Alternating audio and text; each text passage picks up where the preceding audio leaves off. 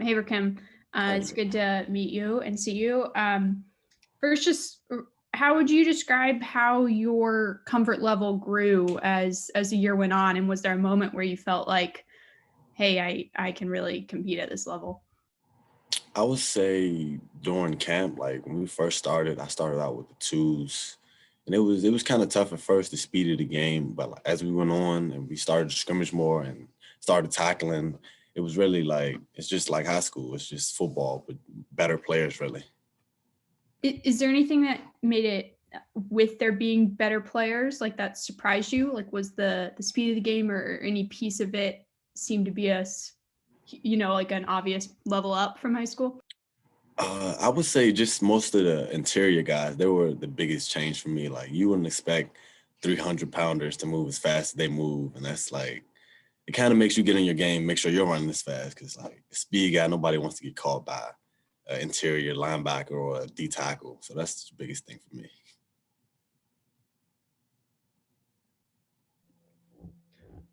We'll go to Wes. Hey, Rakim.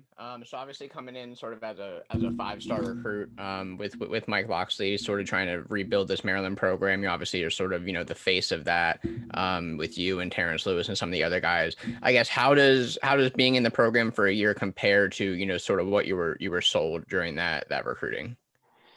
It's been everything Locks sold me, really. Locks is a straight up guy. So it's like everything that he told me was going to happen is happening. Like he told me he was going to have a quarterback for me. He got Leah. He told me the best coaches were going to be around and Coach Enos. And he brought in Coach Zahn. So he's been a man of his word so far. We'll go to Alex. Hey, Rakim.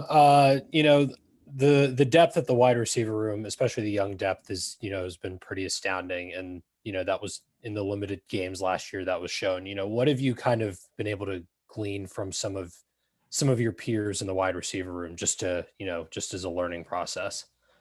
I would say the work ethic, like guys, they kind of knew I was coming in as a big name. So it kind of made me want to work harder to prove to them that like I was everything that was advertised. So guys like B Cobbs, Demas, Jones, I lean on those guys and watch how they work to try to mimic that, to show them like I can be like a part of the group as well, even though I came in like a highly recruited athlete.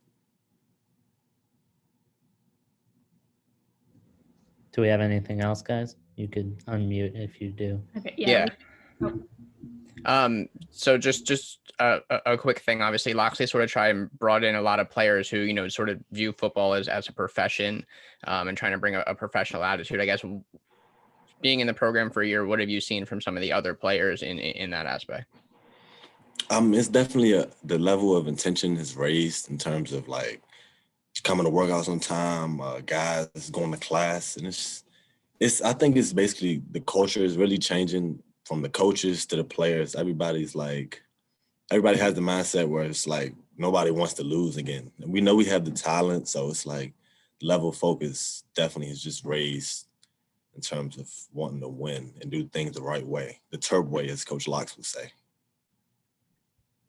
And Rakim, I remember when you committed, Coach Loxley said something that day about how like if someone like Rakim Jarrett thinks Maryland is good enough for him, then other people might believe that too.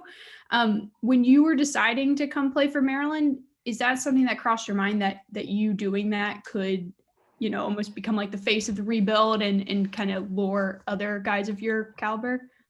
I didn't plan on becoming like the face. I came here to Maryland because like I grew up here. That just came with it. But it wasn't so much of like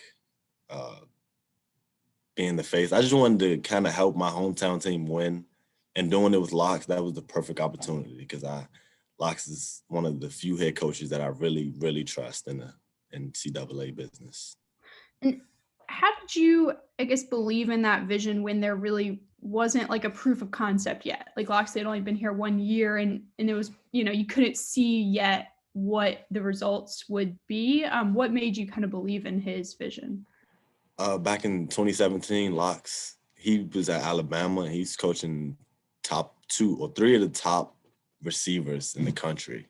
So, I mean, I think that was proven in itself. Me being a receiver, watching guys like Jerry Jeudy, Jalen Waddle, and Devontae Smith, that was like, if those guys can do it, I know I can based off the work I put in.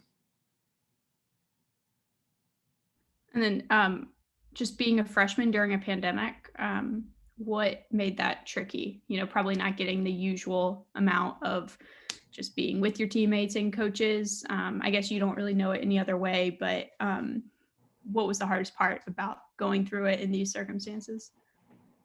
I would say just like not knowing what will happen next. Like you've had a season one time, next week you don't. Some weeks you're practicing, sometimes you're not. I think that was the biggest thing. But everything else, I think it kind of helped me because everything was moving so slow. So it's like that really helped me out in terms of like staying up on top of my things. The fact that everything is moving so slow because of COVID. Does anyone have anything else? Yeah. So basically, you mentioned Loxley, Enos, and that Alabama connection there, and having those wide receivers. Enos talked about, and Loxley both talked about, trying to make the installs a little bit easier and the play calling and all that kind of stuff. What's it like, sort of being in a system that was that successful on the offensive end?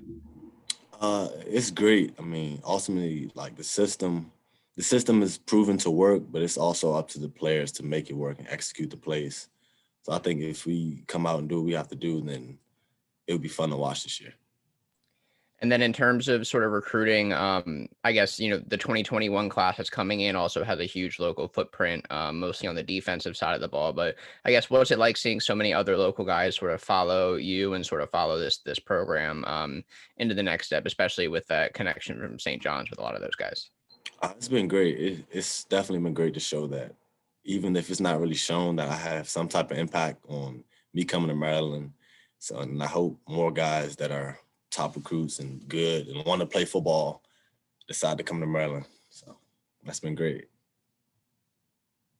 And just to follow up on that, what do you see as kind of like what Maryland football could be? As someone who knows the talent in the area, what do you think the program could become if it all goes the right way?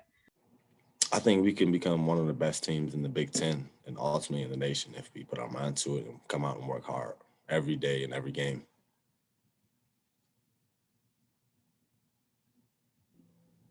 Are we good? All right.